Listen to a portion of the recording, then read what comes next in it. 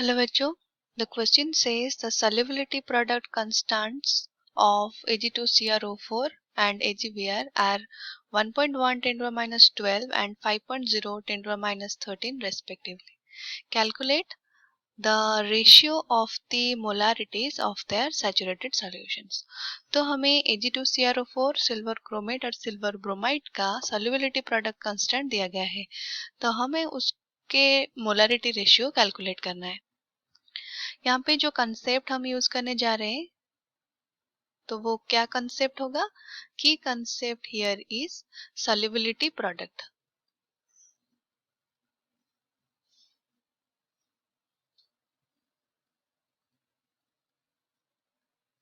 जो पहला कंपाउंड हमें दिया गया है वो क्या है, silver chromate that is Ag2CrO4 जो कि फॉर्म करेगा 2Ag plus plus CrO4 2 minus.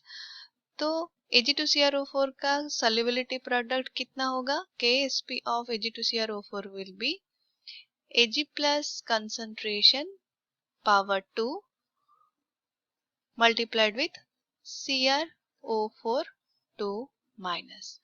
Let's take the solubility of Ag is 2S and CrO4 2 minus as S.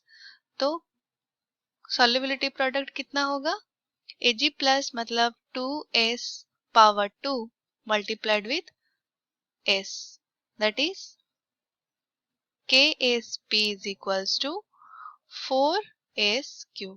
तो यहीं से हम solubility का वैल्यू कितना कैलकुलेट कर सकते हैं, that is 4Sq is equals to Ksp value Ag2CrO4 का कितना दिया गया है 1.1 10 to the power minus 12।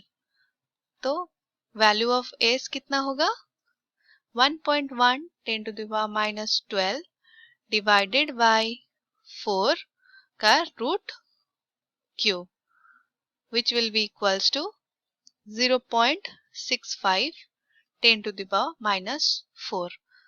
Hence इसका कंसंट्रेशन दैट इज मोलारिटी कितना हुआ हमारा 0.65 times 10 to the power minus 4 moles litre inverse.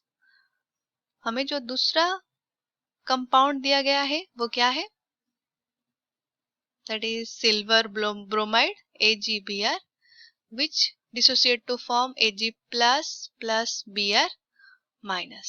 तो इसका solubility product कितना होगा, Ksp of AgBr is Ag plus concentration multiplied with bromine concentration. Let's the solubility of Ag plus is equals to S and Br minus is S।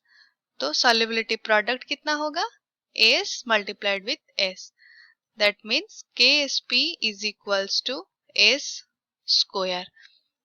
तो S कितना होगा, Ksp का value हमें कितना दिया गया है सिल्वर ब्रोमाइड का 5.0 times 10 to the power minus 13 का रूट होगा हमारा वैल्यू ऑफ S। तो कितना होगा, value of S is equals to 0.707 times 10 to the power minus 6। तो ये होगा solubility of the silver bromide which means its concentration that is value M2 molarity is 0.707 times 10 to the power minus 6 moles per liter inverse। तो हमें यहाँ पर पूछा क्या गया है कि रेशियो ऑफ द मोलारिटीज। तो रेशियो मतलब hence the ratio will be M1 divided by M2 that is equals to M1 का वैल्यू हमने कितना फाइंड आउट किया है 0.65 times 10 to the power minus 4 moles per litre divided by 0.707 times 10 to the power minus 6 और उसका value कितना होगा हमारा 91.9। ये है हमारा final answer. I hope you understood it All the best.